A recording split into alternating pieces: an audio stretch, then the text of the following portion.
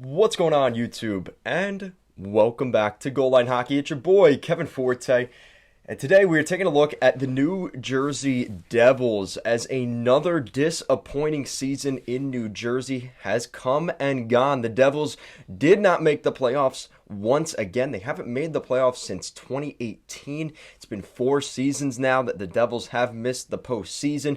Lindy Ruff, what's the safety of his job? There may have been some influence, some updates on players around the team. Guys like Jesper Bratt, Mackenzie Blackwood, potentially a name that could be coming to New Jersey. We'll take a look at all of that today. So let's get right into it. So Lindy Ruff, I had some questions on if he would continue to be the head coach of the New Jersey Devils. Now, when you look at guys like Lindy Ruff in particular, their game is more of the European style, and that doesn't always translate well in the National Hockey League here in North America. Bigger rink, different dimensions to the rink, and just the way the guys play is a little bit different here in North America.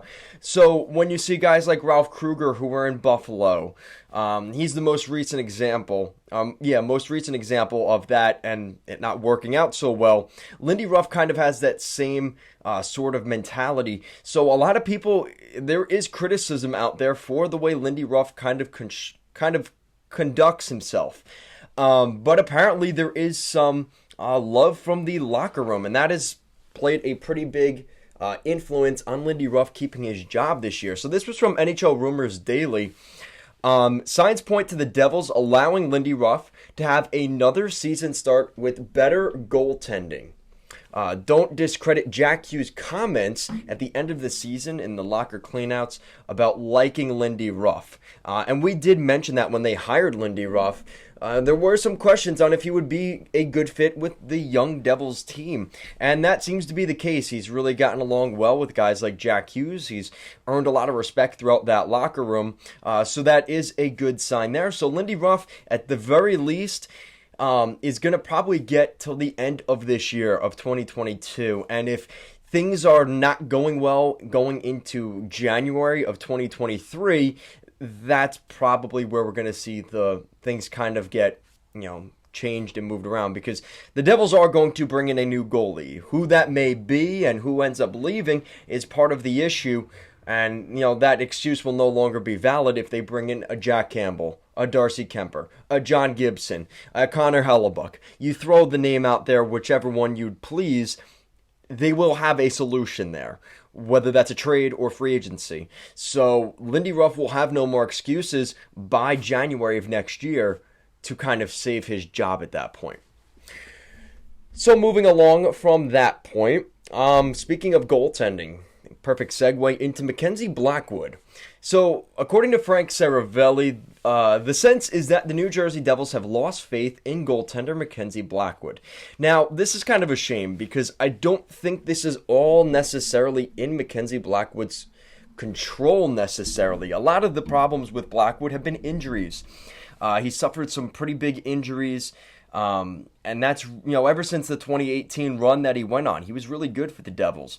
But since then, he's had injuries. He had that COVID situation. He refused to get the vaccine once the season would start, and there was some complications there. So there was just a lot of stuff going on for Blackwood off the ice, and it did distract him a little bit. And unfortunately, he's never really gotten back to that form. And at the end of the season, Nico Dawes was pretty much running the show for the Devils at the end of the season. So, when you look at it in that perspective, they need a reliable goalie. And it's going to be hard to move on from Jonathan Bernier's contract. They just signed him last year. Mackenzie Blackwood would be the guy out. Unfortunately, you're looking at a spot where you're probably not getting much for a guy that could have been a starting goaltender. Like I said, though, the future is in Nico Dawes, but they need a window. They need to open the window up a little bit more so he can develop a little longer. He is still very young. I think he's 19 or 20 years old. He's still extremely young, and we know how things go. You could ask Rick DiPietro when you rush goaltenders into the National Hockey League. It doesn't work very well. And considering the Devils want to make the playoffs next year, you need a Jack Campbell or a Kemper or one of those guys that could be out there. So that's the latest on the goaltending front. That's it for that today. Now we're going to take a look back in forwards. So according to his agent, and this is from Ryan Novozinski, Jesper Bratt has met with the New Jersey Devils. They're trying to make a deal work this summer. He loves playing there, and his agent said they'll work on salary very soon. That is very good news. Jesper Bratt has been, he had he didn't do as well last season. Again, injuries can hurt that as well, but this is a guy that I think the Devils should definitely keep. He fits the mold of where the Devils are going. He's in his early 20s. There's still a lot of potential there. So I think the Devils would like to try and make it work. But that wasn't always the case, and this is from Frank Saravelli. The Devils made forward Jesper Bratt available at the trade deadline last spring. So that is kind of a contradiction to what I'm saying, though, in terms of him staying around. So if he does get traded at the draft, don't be surprised, because that is something that has come across before. But I think at this point, the Devils would probably like to keep him. It sounds like he wants to stay in New Jersey as well. I think it's just finding the contract that fits both sides. Probably a 2 or 3 year bridge contract, not giving him a ton of investment yet. He hasn't necessarily earned it. He hasn't been consistent enough. And I think the Devils want to see more from him over the next 2 or 3 years. And who knows? He may be the next Pavel Zacha. And that's who we're talking about next. Damn, really good segues today, I have to admit. Not to gloat myself too much. Before the 2022 NHL trade deadline, the New Jersey Devils forward Pavel Zacha was a notable name in the rumor mill, although he stayed in Jersey for the rest of the year. A trade is still likely to occur this summer, though, according to Frank Saravelli. Unfortunately for Pavel Zacha, he has probably priced himself out of New Jersey because he's actually a good player. This is a good thing for Pavel Zacha. He was a former 6th overall pick back in the day for the New Jersey Devils. He was more of a power forward guy. A lot of people saw him as a bust early on in his NHL career, but he's kind of turned that around. He's really developed into a very nice hockey player, and one that is tough to play against. And he's a good center. He's a good winger. He reminds me a lot of JT Miller. A lot of comparables to that. So it's going to be a shame if it doesn't work out in New Jersey, and it sounds more and more likely that could be the case. And again, you have to consider the fact, well, why would you trade Zacha? It's more because you want to see the younger guys come in, right? Think about right here.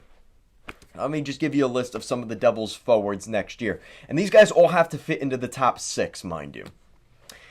Alexander Holtz, Nico Hischier, Jack Hughes, Yegor Sharangovich, Pavel Zacha.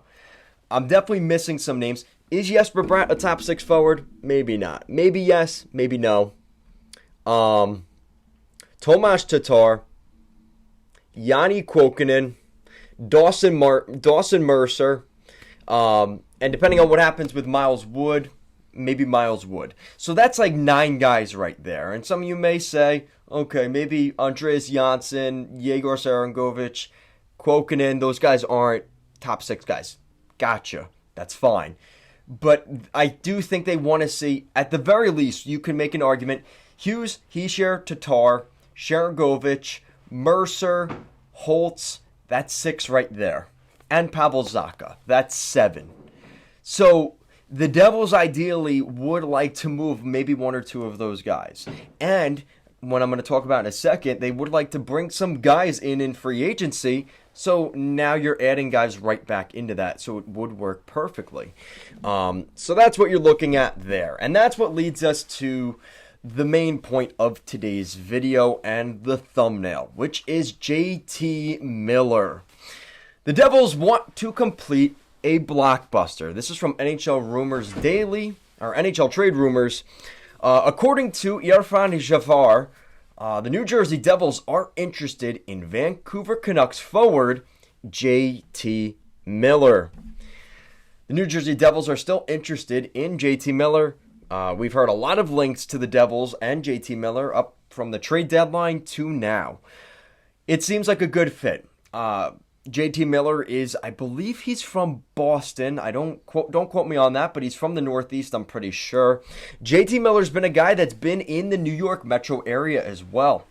He played for the New York Rangers, the team that he was drafted by. He ended up being a massive piece in that blockbuster trade back in 2016 that sent Ryan McDonough and It was a weird trade. I think who was it? I think it was JT Miller, Ryan McDonough, and a couple of big assets going down to Tampa.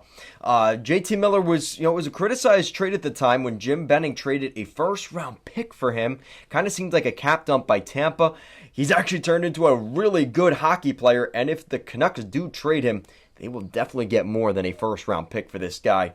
One of the few good moves that Jim Benning made. So JT Miller is a guy that if the Devils do want him, though, it's going to cost you a pretty penny.